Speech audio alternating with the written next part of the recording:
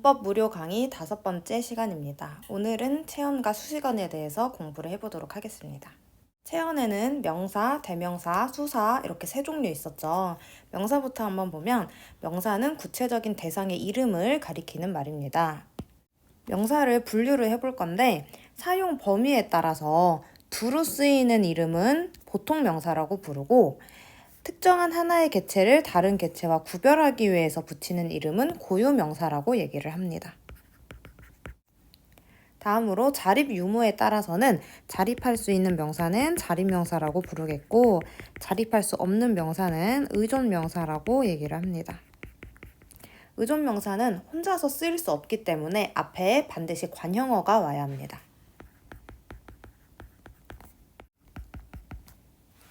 그렇다면 관형어가 뭔지를 알고 있어야 되겠죠. 옆에 예시에 것이 있는데 것 앞에 올 수 있는 것들을 한번 생각을 해보면서 관형어가 뭔지 알아보도록 하겠습니다. 아래 빈칸에 필기를 한번 해볼게요.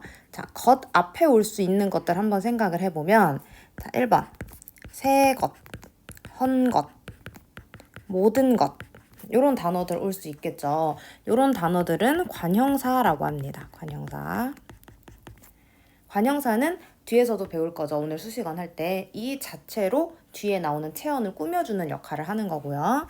자, 두 번째로는 철수의 것, 그녀의 것 이런 식으로 체언에 관형격 조사 의가 붙은 형태가 올 수 있습니다.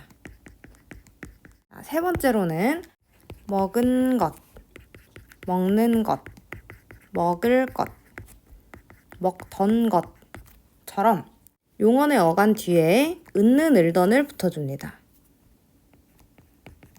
이 은는 을던은 우리 앞에서 용언의 어미의 종류 배울 때도 봤었죠. 전성어미라고 하죠. 관형사형 전성어미. 이렇게 세 개를 합쳐서 관형어라고 얘기를 하는 겁니다. 그래서 관형어는 지금 본 것처럼 관형사 체언 플러스 관형격 조사 의, 용언의 어간 뒤에 관형사형 전성어미, 은는 을던을 붙이면 뒤에 나오는 의존명사 것을 수식을 할 수가 있습니다. 자, 그런데 것 말고 옆에 다른 예시들을 한번 보면 따름, 말이, 뿐, 뻔 이런 단어들이 들어가 있죠. 따름 앞에 올 수 있는 거 한번 생각을 해보면 따름은 3번밖에 올 수 있는 게 없죠. 먹을 따름이다. 이런 식으로. 뿐 같은 경우도 먹을 뿐이다. 뻔도 먹을 뻔했다. 이런 식으로 보통 3번이 많이 옵니다. 그러니까 의존명사 앞에는 관형사형 전성어미 은는 을던이 붙은 용언이 오는 경우가 대부분이다 라고 기억을 해주시면 되겠습니다. 요 마리 같은 경우는 한 마리, 두 마리, 세 마리 할 때 그 말이에요. 단위를 나타내는 애들. 그 단위를 나타내는 애들도 다 의존명사입니다. 단위성 의존명사라고도 얘기를 하거든요. 단위 앞에 붙는 숫자들은 다 관형사에 해당을 해요. 예를 들어서 뭐 한 마리라고 했을 때 요한이 관형사 1번이죠. 그리고 뒤에 오는 마리가 의존명사 이렇게 생각을 해주시면 되겠습니다. 다음으로 대명사 보도록 하겠습니다. 대명사는 이 대자가 대신하다 할 때 대자예요. 그래서 명사를 대신하는 역할을 한다고 보면 되겠습니다. 지시대명사는 사물이나 장소를 가리킬 때 쓰는 대명사고 인칭대명사는 사람을 가리키는 건데 1, 2, 3인칭에 대해서 정확하게 체크를 한번 해보도록 하겠습니다. 1인칭은 화자가 자기 자신을 가리키는 말이에요. 그러니까 화자를 가리키는 말인 거고요. 2인칭은 화자가 청자를 가리키는 말입니다. 청자. 자, 3인칭은 화자도 아니고 청자도 아닌 대상을 다 3인칭이라고 합니다. 자, 그러니까 1, 2, 3의 기준은 화자냐, 청자냐, 둘 다 아니냐 이렇게 나눠줘야 돼요. 자, 여기서 이제 나, 저 이런 것들은 그래도 조금 쉬운데 우리 같은 경우 우리에는 나도 포함될 수 있지만 너도 포함이 되잖아요. 그런데 여기서는 어쨌거나 나가 들어갔기 때문에 1인칭으로 쳐줘야 되는 거예요. 자, 다음으로 모르는 사물을 가리킬 때는 미지칭 대명사라고 하고요. 다음에 특정 대상을 가리키지 않는 대명사는 부정칭이라고 합니다. 앞에 나온 명사를 다시 가리킬 때 쓰는 대명사는 재귀칭이라고 얘기를 해요. 자, 제기칭 예시 한번 볼게요. 저, 자기, 당신 이런 식으로 나오는데 제일 우리가 평소에 쓰는 말은 자기라는 표현을 많이 쓰죠. 애인을 부를 때 쓰는 자기 말고 이런 예시로 쓰일 때 철수는 자기 마음대로만 하더라. 이런 식으로 썼을 때 여기서 나오는 자기가 철수잖아요. 철수를 다시 한번 얘기를 할 때 자기라는 말을 쓰죠. 자, 여기서 자기 대신에 저라고 써도 됩니다. 철수는 저 마음대로만 하더라. 이런 식으로 쓸 수 있고요. 자, 그 다음에 이 자리에 철수 말고 다른 사람 넣어볼게요. 철수 말고 우리 할아버지 넣었어요. 할아버지 맨날 자기 맘대로 하시는 거예요. 근데 저나 자기라고 쓰면 좀 싸가지가 없는 거예요. 높임법을 제대로 안 쓴 거고 저나 자기를 높인 말이 바로 당신입니다. 그래서 할아버지는 당신 마음대로만 하신다. 이런 식으로 쓸 수 있는 게 제기칭으로 쓰인 당신입니다. 자, 당신은 2인칭도 가능해요. 당신. 상대방을 부를 때 쓸 수도 있잖아요. 하지만 제기칭으로 쓰일 때는 3인칭입니다. 요거는 기억을 잘 해주셨으면 좋겠고 바로 다음 페이지에서 또 볼 거예요. 인칭 대명사의 통용에 대해서 보도록 하겠습니다. 저 같은 경우 예시 보면 저는 이제 가볼게요 할 때 저는 화자가 자기 자신을 가리키는 말이죠. 화자를 가리키는 말은 1인칭이었었고 철수더러 저 하고 싶은 대로 하라고 해 라고 했을 때 저는 앞에 나오는 철수를 다시 받은 말이죠. 제기칭입니다. 제기칭은 3인칭이에요. 자, 그래서 지금 보는 것처럼 똑같은 단어인 것처럼 생겼는데 어쩔 때는 1인칭이고 어쩔 때는 3인칭이고 이런 식으로 다르게 쓰이는 경우를 통용이다 이렇게 얘기를 하는 거예요. 그 밑에 예시도 보겠습니다. 그 일은 저희들이 마저 하겠습니다 했을 때 저희는 화자가 포함이 되죠. 우리를 저희로 바꿔서 쓴 거죠. 1인칭입니다. 화자가 포함되어 있으니까. 그다음에 애들이 어려서 저희들밖에 모른다 했을 때 이 저희는 앞에 나왔던 애들을 받는 말이네요. 얘도 3인칭 제기칭입니다. 자, 당신. 나를 불러낸 사람이 당신이요? 상대방한테, 청자한테 이렇게 물어보는 거죠. 여기서의 당신이 청자가 되겠고 청자를 가리키는 건 2인칭이었었죠. 자, 아버지께서는 뭐든지 당신 고집대로 하신다. 여기서 당신은 앞에 나왔던 아버지를 다시 받은 제기칭입니다. 자, 그 다음에 누구. 그렇게 말하는 너는 누구냐? 라고 했을 때 여기서의 누구는 너가 누군지 궁금한 거예요. 모르는 거죠. 모르는 걸 가리킬 때는 미지칭이라고 얘기를 하죠. 자, 그 다음에 이 일은 누구든지 할 수 있다 했을 때 누구 같은 경우는 특정 대상을 정하지 않은 거죠. 철수도 되고 영희도 되고 영수도 되고 다 되는 거잖아요. 이렇게 딱 정하지 않는 경우를 부정칭이라고 얘기를 합니다. 자, 세 번째로 수사가 있는데 수사는 일단은 숫자가 나오면 수사라고 생각을 해주면 되고요. 종류는 양수사랑 서수사가 있습니다. 양수사는 수량을 나타내는 말이에요. 그래서 뭐 하나, 둘, 셋, 넷 이런 것들 생각해 주시면 되겠죠? 그리고 서수사는 순서를 나타내주는 말입니다. 그래서 첫째, 둘째, 셋째 이런 것들. 50번 문제 풀어보도록 하겠습니다. 자, 보기 1을 봤더니 지시 대상이 화자인지 청자인지 제3자인지에 따라서 1인칭, 2인칭, 3인칭 대명사로 나뉘고 미지칭 대명사는 모를 때 쓰는 거, 부정칭 대명사는 정해지지 아니한 거를 나타낼 때, 제기 대명사는 앞에 나온 3인칭 주어를 지칭할 때 쓰인다. 자, 그럼 이제 보기 2 한번 보겠습니다. 초인종이 울려서 아들이 누가 왔는지 나가볼게요. 누구세요? 라고 물어봤어요. 여기서 누가나 누구 같은 경우는 초인종을 누른 사람이 누군지 모르는 상태죠. 모를 때 쓰는 거는 미지칭이죠. 그래서 정답은 1번 하면 되겠죠. 자, 제가 나가볼게요. 아들이 자기 자신, 화자인 자기 자신을 가리키는 말이니까 1인칭 대명사 맞고 디귿아까 했고 그 다음에 할머니께서 당신이 손수 말리신 곶감을 보내셨네요. 여기서 당신은 할머니를 가리키는 제기 대명사죠. 맞습니다. 그 다음에 미음, 네가 먼저 먹으렴 했을 때 네는 아버지가 아들한테 듣는 사람이 청자에게 하는 말이죠. 그래서 2인칭 대명사 맞습니다. 51번 한번 볼게요. 선생님께서 손에 들고 있는 그거 뭐니? 라고 물어봤더니 중생대 공룡에 관한 책이에요. 할아버지께서는 제 생일마다 책들을 사주셨는데 이것도 그것 중 하나예요. 자, 여기서 이것은 중생대 공룡에 대한 책이겠고 그것은 할아버지가 생일 때마다 사주는 책들을 얘기를 하겠죠. 그래서 1번 기억은 눈에 보이는 대상, 학생이 들고 있는 책 맞고 니은은 할아버지께서 사주신 책들 맞죠? 자, 그 다음에 해마다 할아버지께서는 당신 손으로 직접 골라주신답니다. 여기서 당신이 할아버지를 받는 제기칭이죠. 3인칭 제기칭입니다. 3번 맞고. 그 다음에 리을 우리 집 아이들도 했을 때 여기서의 우리는 선생님네 아이들이죠. 그러니까 청자인 학생은 포함되지 않겠죠. 4번도 적절하고. 자, 그 다음에 우리 아이들은 저희들끼리 책을 고르려고 아웅다웅 한단다. 여기서 책을 고르는 이 저희들은 앞에 나왔던 우리 아이들을 다시 받은 제귀칭입니다. 그래서 1인칭 아니고 3인칭 제귀칭이다. 정답은 5번. 다음으로 수식어 보도록 하겠습니다. 수식어에는 관형사랑 부사 이렇게 두 가지 있죠. 관형사부터 한번 보면 관형사는 성질이나 상태를 나타내는 성상 관형사가 있고 대상을 가리키는 지시 관형사가 있고 숫자를 나타내는 수 관형사가 있습니다. 성상 관형사는 그냥 수 관형사랑 지시 관형사 빼고 나머지는 다 성상 관형사라고 보면 돼요. 자, 옆에 예시 보니까 새, 헌, 모든 요게 이제는 가장 대표적인 성상 관형사이고 그 다음에 지시 관형사 이, 그, 저 수 관형사는 한, 두 같은 경우 있습니다. 자, 이 중에서 헌 같은 경우는 조금 기억을 해둬야 돼요. 한번 볼게요. 내 가방은 오래되어 헌 가방이다. 이렇게 썼어요.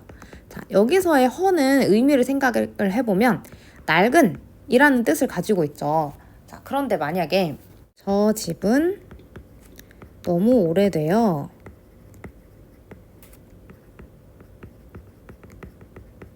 얼마 전에 헌 집이라고 한다. 자, 여기에 쓰인 헌 한번 생각을 해볼게요.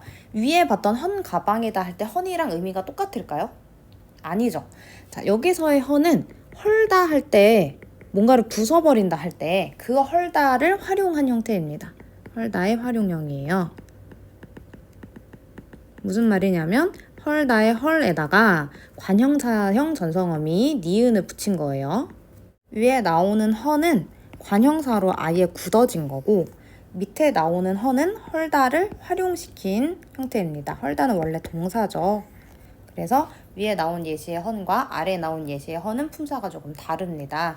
요거는 주의를 조금 해주셔야 되는 부분이에요. 다음으로 수관형사와 수사도 구분을 해보도록 할게요. 앞에서 숫자를 나타내는 게 수사라고 했었잖아요. 그런데 숫자를 나타내는 게 또 수관형사도 있다고 했으니까 둘의 차이점을 생각을 해볼 건데 자, 가장 중요한 차이점은 수관형사는 뒤에 체언이 나와야 됩니다. 체언을 수식해주는 역할을 하니까 자, 그런데 수사 같은 경우는 수사 자체가 체언이잖아요. 그러니까 그 뒤에 조사가 붙을 수가 있어요. 그리고 수관형사와 체언은 띄어쓰기를 해야 되지만 수사와 조사는 붙여서 씁니다. 자, 그럼 이제 예시 한번 볼게요. 5이면 된다라고 했을 때 5이라는 숫자 뒤에 이면이 붙었어요. 자, 이면은 서술격 조사 이다의 활용형이죠. 여기서 이다는 제가 방금 말한 것처럼 서술격 조사입니다. 조사가 붙었다. 그러면 앞에 거는 무조건 수사예요. 자, 중요한 포인트 하나가 있는데 관형사는 절대 조사랑 결합을 할 수가 없습니다. 요거를 잘 기억을 해두시면 되게 편해요. 자, 숫자가 쓰였는데 뒤에 조사가 왔다? 그럼 앞에 거는 무조건 수사다. 이렇게 기억을 해주시면 되겠습니다. 자, 띄어쓰기는 이면이랑 된다는 띄어쓰기 해야 되겠죠. 자, 다음으로 5사람이면 된다라고 했을 때 5은 뒤에 사람이라는 체언이 나왔습니다. 숫자가 나오고 그 뒤에 체언이 나왔다? 그러면 그 뒤에 있는 체언을 수식하겠다는 얘기예요. 수식하는 역할을 하는 거는 관형사죠. 관형사와 체언은 띄어쓰기 해줘야 됩니다. 그래서 여기 띄고 사람이면 된다 할 때 이면이랑 된다도 띱니다. 다음으로 5명이면 된다라고 했을 때 자, 명은 아까 앞에서 의존명사 배울 때 예시로 말이 쓰여져 있었던 거 기억나요? 한 마리, 두 마리 이렇게 셀 때 쓰는 거. 이렇게 단위를 나타내는 애들도 다 의존명사예요. 단위 앞에 쓰인다? 그러면 걔도 관형사라고 보면 되겠습니다. 그러면 띄어쓰기를 5 띄고 명이면 띄고 된다. 이렇게 하면 되겠죠. 자, 그래서 다시 한번 정리를 하면, 자, 숫자가 왔어요. 뒤에 조사가 왔어요. 그러면 이때 쓰인 숫자는 뭐다? 얘는 수사다. 자, 근데 숫자가 왔어요. 뒤에 체온이 왔어요. 또는 단위를 나타내주는 애들이 왔어요. 그러면 이때 쓰인 수사는 뭐다? 수관형사다. 그러니까 뒤에 오는 거를 보고 판단을 해주면 되고, 이때 숫자랑 조사는 붙여서 쓰고, 관형사와 뒤에 오는 단어는 띄어서 써야 된다는 것도 같이 기억을 해주면 되겠습니다. 자, 52번 한번 볼게요. 방금 배운 거네요. 자, 띄어쓰기만 봐도 사실 답이 너무 쉽게 나오죠. 자, 가 띄어쓰기 했고, 나도 띄어쓰기 했고, 자, 그러면 요 둘은 수관형사겠죠. 자, 그리고 셋째로 뒤에 조사 붙어 있으니까 얘는 수사겠구나. 자, 그런데 여기서 하나 함정이 있습니다. 다를 봤더니 하나 뒤에 띄어쓰기가 되어 있어요. 띄어쓰기 했으니까 수관형사구나. 이렇게 생각하면 틀립니다. 왜냐? 가랑 나 같은 경우는 5이 뒤에 나오는 판, 그리고 8은 뒤에 나오는 연을 수식해주죠. 자, 그런데 다는 하나가 4를 수식하고 있는 건 아니죠. 얘는 토마토를 하나를 사왔다. 이런 식으로 원래 조사가 붙을 수 있는 수사였던 거예요. 그래서 얘도 수사라고 꼭 봐주셔야 됩니다. 체온에는 조사가 붙지만 조사가 생략되는 경우도 있을 수가 있으니까. 자, 그래서 기역과 품사가 같은 것을 찾으라고 했으니까 수관형사인 가나 골라서 정답 1번 하면 되겠네요. 자, 그 다음에 이제 53번 볼게요. 형용사랑 관형사를 구별하는 기준이 서술하는 기능이라고 얘기를 합니다. 큰 사자가 있다 했을 때 크는 사자가 크다처럼 서술하는 기능을 할 수 있습니다. 서술하는 기능이 있으면 형용사, 그리고 서술하는 기능이 없으면 관형사입니다. 자, 쉽게 찾을 수 있는 게 니은, 디귿 같은 경우는 딱 봐도 웬, 새 이거를 서술하는 것처럼 크다처럼 풀어서 쓸 수가 없잖아요. 그리고 모든도 마찬가지죠. 요거 3개는 관형사라고 해주면 되고, 아름다우는 꽃이 아름답다라고 서술할 수 있고, 그다음에 니은 같은 경우는 일처리가 빠르다라고 서술할 수가 있네요. 그래서 기역이랑 미음은 형용사라고 보면 되겠네요. 다음으로 부사 보도록 하겠습니다. 부사는 주로 용언을 수식을 하고 부사, 관형사, 문장, 체언을 꾸미는 경우도 있습니다. 그러니까 관형사는 아까 앞에서 체언을 수식한다 그랬죠? 체언 말고 이것저것 다 꾸미는 애들이 부사입니다. 아래 문장에서 부사를 찾아서 동그라미 하고 무엇을 꾸미고 있는지 쓰시오. 혼자 해보고 수업 들어야 돼요, 이거는. 자, 한번 보면 그는 매우 빨리 달린다 라고 했을 때, 자, 일단 정답부터 체크 한번 해볼게요. 부사, 부사, 부사, 부사, 부사, 부사. 지금 동그라미 친 게 다 부사거든요. 빨리는 달린다를 꾸미는 부사예요. 자, 빨리는 용언을 수식하고 있는 부사죠. 자, 매우는 뭘 수식할까요? 매우 달린다? 라고 쓰기엔 조금 이상하죠? 매우 빨리를 수식하고 있는 거죠. 엄청나게 빠르다는 뜻이잖아요. 그래서 매우는 부사를 수식하는 부사인 거예요. 자, 그 다음에 뒤에 있는 매우는 새를 꾸미죠. 새는 관형사죠. 것을 꾸미는 관형사. 새는 관형사고, 매우는 관형사를 수식하는 부사가 되는 겁니다. 자, 그 다음에 바로는 너라는 체언을 꾸며주고 있는 부사예요. 이제 여기서 질문이 들어오죠. 체언을 수식하는데 왜 관형사가 아닌가? 라고 물어볼 수 있어요. 그죠? 체언을 꾸미면 관형사라고 했는데 왜 바로는 부사라고 할까? 자, 생각을 해보면 바로라는 단어로 다른 문장 한번 만들어 볼까요? 자, 학교 끝나고 바로 와 라고 엄마가 말했어요. 자, 여기서 바로는 뒤에 나오는 와를 꾸며주죠. 와는 용언이잖아요. 지금 용언을 꾸며주고 있습니다. 자, 그러니까 이 바로라는 애는 용언을 꾸미는 경우도 있고 지금 본 것처럼 체언을 꾸미는 경우도 있고 이러는 거예요. 얘처럼 줏대 없이 얘도 꾸미고 쟤도 꾸미도 한다? 그러면 그냥 다 부사로 싸그리 집어넣은 거예요. 그래서 이 바로는 부사다 해줘야 됩니다. 자, 그 다음에 그 밑에 과연은 뒤에 나오는 문장 전체를 꾸미는 문장 부사예요. 문장 전체를 꾸밉니다. 그리고 그렇게까지 했겠어를 설마가 다 꾸며줍니다. 설마도 대표적인 문장 부사입니다. 자, 그러면 지금 밑에 본 애들은 문장 전체를 꾸미는 문장 부사라고 했으니까 위에 나오는 애들은 한 개씩만 꾸며주죠. 매우는 빨리 하나만 꾸미고 빨리는 달린다 하나만 꾸미고 이렇게 하나씩 하나의 성분을 꾸미는 애들은 성분 부사라고 합니다.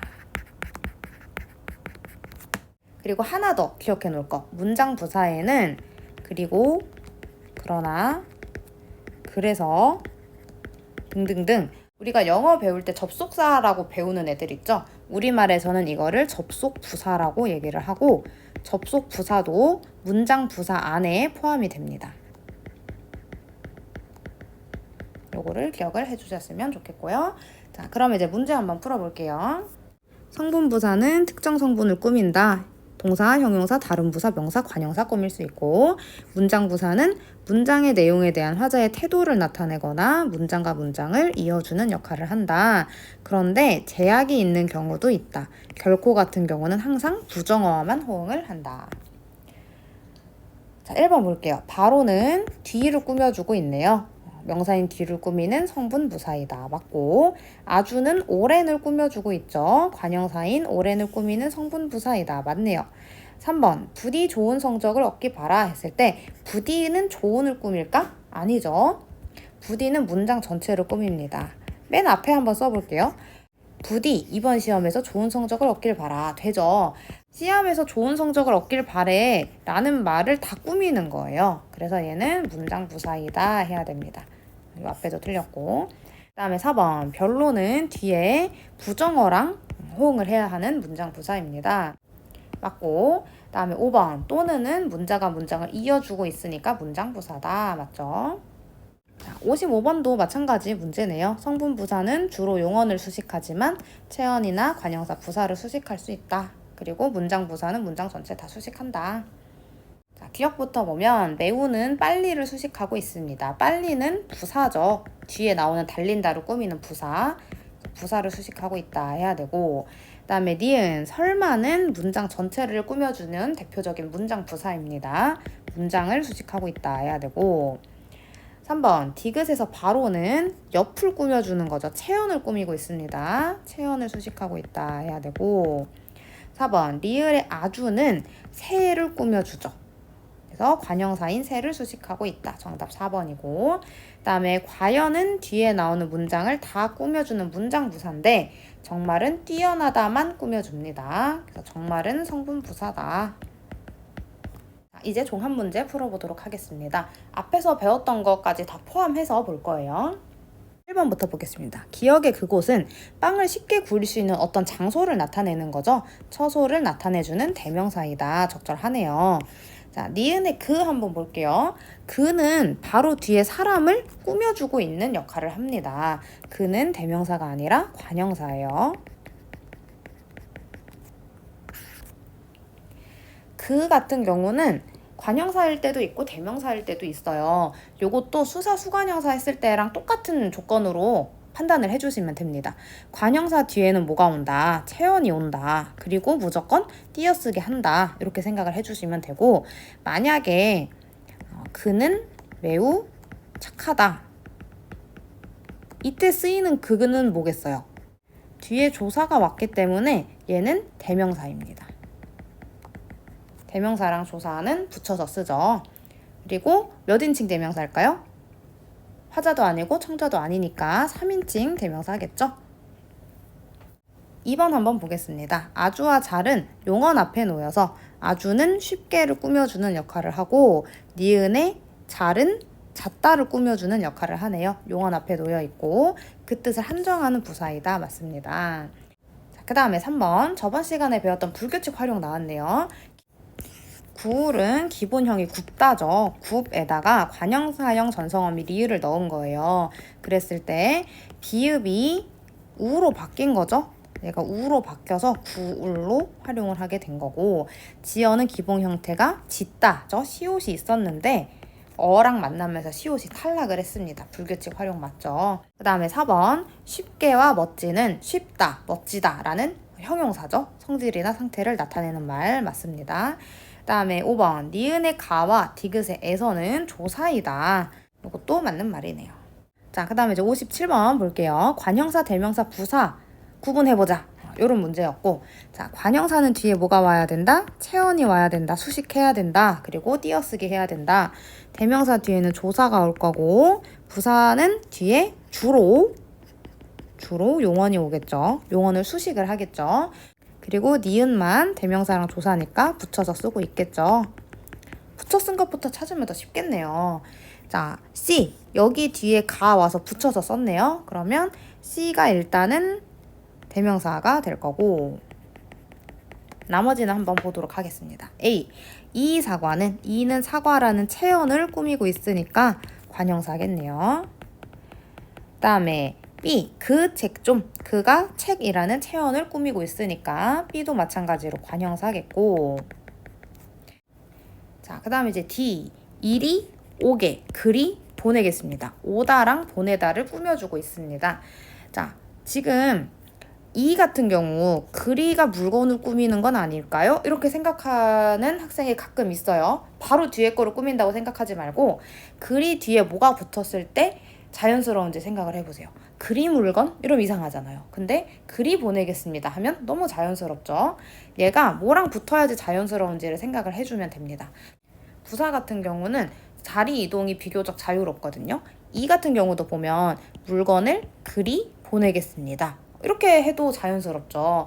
그래서 부사는 위치가 조금 변경되어 있을 수도 있으니까 걔가 뭘 꾸미는지는 두 개를 붙여서 읽어보면서 자연스러운 애들을 좀 찾아줘야 됩니다.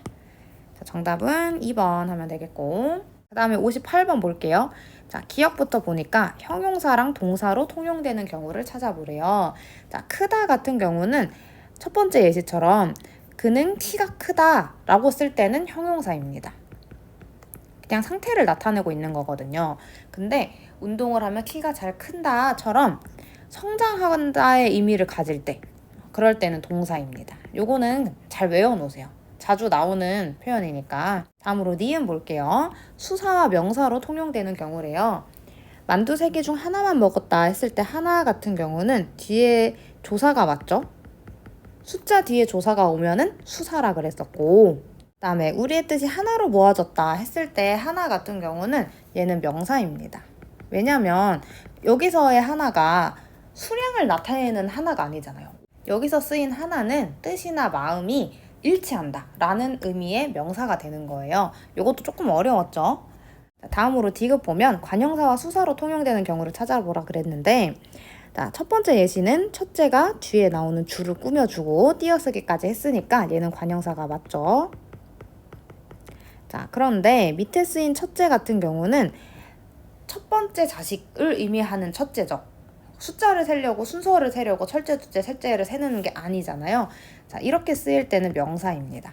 그래서 정답은 3번 해야 되고, 자, 그 다음에 리을, 대명사와 관형사로 통용되는 경우입니다. 자, 얘도 똑같아요. 대명사 뒤에는 조사가 올 거고, 관형사 뒤에는 조사가 오지 못하고 대신 체언이 와서 수식을 하겠죠. 자, 그는 이도저도 다 싫다고 한다 했을 때 저는 뒤에 도라는 조사가 붙었기 때문에 대명사가 맞고, 저 가게 할 때는 가게를 꾸며주고 있고 띄어쓰기도 했으니까 관형사 맞겠죠. 자, 그 다음에 이제 리을, 의존명사와 명사로 통용되는 경우입니다. 베푸는 만큼 할 때는 앞에 베풀다라는 용언에 관형사형 전성어미 는을 붙여서 관형어를 만들었네요. 그래서 띄어쓰기를 했고, 자, 그래서 위에 거는 의존명사가 맞고, 아래 거는 산만큼 쌓아놓았다 했을 때 산은 명사 체언이고, 뒤에 온 애는 명사 뒤에 붙여쓰기 한 조사겠죠. 그래서 5번도 맞습니다. 그러니까 정답은 3번 하면 되겠습니다. 자, 오늘 수업은 여기까지 하도록 하겠습니다. 오늘 배운 것들 중에서 특히 통용 같은 부분에서 조금 어려움을 느끼는 학생들이 많아요. 복습 잘 해주시고, 그리고 지금 봤던 거 하나 같은 경우는 수사 아니면 수관형사인 줄 알았는데 명사도 있었고, 또 첫째 같은 경우도 명사인 첫째도 있었네, 이런 것들을 새롭게 알게 됐잖아요. 그래서 많은 학생들이 공부하면 할수록 너무 어렵게 느껴요. 이게 명사인 줄 전혀 몰랐는데 명사였다, 이런 학생들이 많은데, 근데 기출문제는 결국 돌고 돌거든요. 나온 문제 또 나오고 또 나오고 그래요. 그래서 처음에는 이런 걸 내가 어떻게 다 알아, 이렇게 생각하면서 힘들어 하는데, 공부 몇 번 하면 자주 나오는 거 다 외우게 되고, 그렇게 외워서 시험 보는 거예요. 그러니까 너무 어려워하지 말고 품사는 그냥 복습을 열심히 해야겠다. 나왔던 거, 선생님이 외우라고 했던 거, 주의하라고 했던 거 그냥 다 외우셔야 됩니다. 암기가 조금 필요한 파트예요. 그러면 다음 시간에 보도록 합시다.